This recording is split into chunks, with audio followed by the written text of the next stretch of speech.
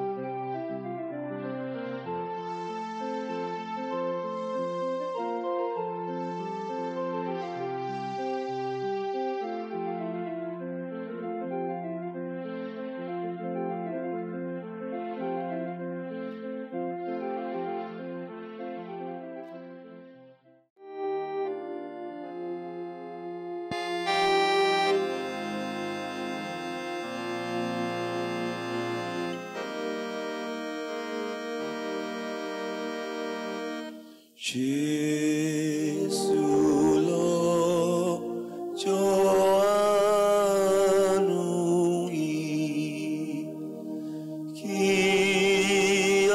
àkókò tó kọjá.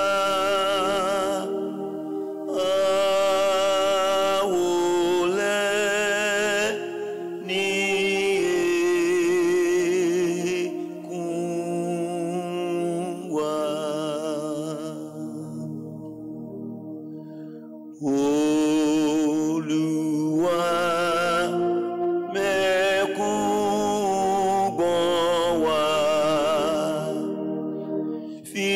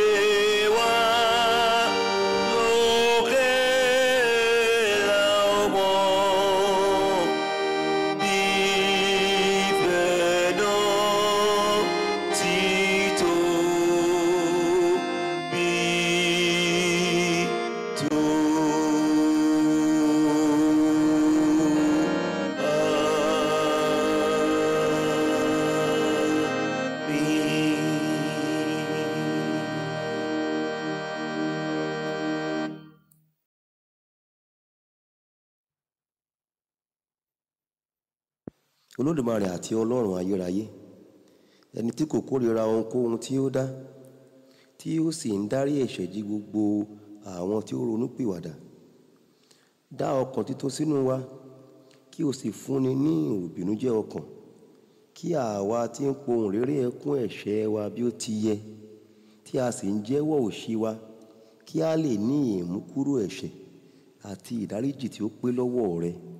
Ọlọ́run àánú gbogbo, nípasẹ̀ Jésù Kristi, Olúwa wa. Àmín. Olúwa, ẹni tí ó gbààwẹ̀ nítorí wa ní 40 ọ̀sán àti 40 òru, fún wa ní oore ọ̀fẹ́ láti gba irú àwẹ̀ bẹ́ẹ̀, kí a lè máa tẹ eré ara wa ba fún ẹ̀mí àti títí láé, kí àwa kí ó lè máa mú èrè tí ìwọ ti fi sí wa nínú ṣẹ ní òdodo àti ní òtítọ́ ìwà mímọ́, fún ọlá òun ògo rẹ, ẹni tí ó wà tí ó sì ń jọba pẹ̀lú Baba àti ẹ̀mí mímọ́, Ọlọ́run kan, ayé àìnípẹ̀kun. Àmín. Olúwa, àwa ń bẹ̀bẹ̀ lọ́dọ̀ rẹ, fi àánú gbọ́ àdúrà wa, kí o sì dá gbogbo àwọn tí ó jẹ́wọ́ ẹ̀ṣẹ̀ wọn fún ọ sí, àti àwọn tí ọkàn wọn fi sùn nítorí ẹ̀ṣẹ̀, kí a lè dáríjì wọ́n nínú àánú rẹ, nítorí Kristi Olúwa wa. Àmín.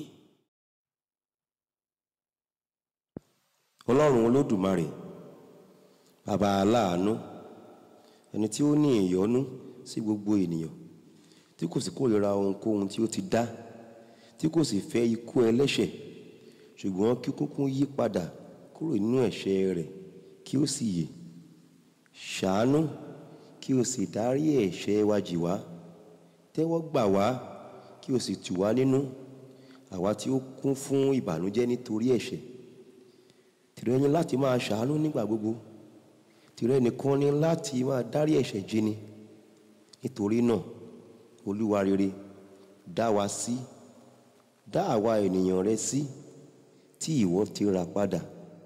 Má ṣe bá ọmọ ọ̀dọ̀ rẹ ṣe ẹjọ́, àwa erùpẹ̀ lásán àti òtòṣì ẹlẹ́ṣẹ̀, ṣùgbọ́n dárí ìbínú rẹ kúrò lọ́dọ̀ àwa tí ó ń fi tinútinú jẹ́wọ́ òṣì wa, tí a sì ń ronúpìwàdà ẹ̀ṣẹ̀ wa tọkàntọkàn, kí o sì yára láti ràn wá lọ́wọ́ ní ayé yìí, kí a lè bá ọ gbé títí ní ayé tí ń bọ̀, nípasẹ̀ Jésù Kristi Olúwa wa.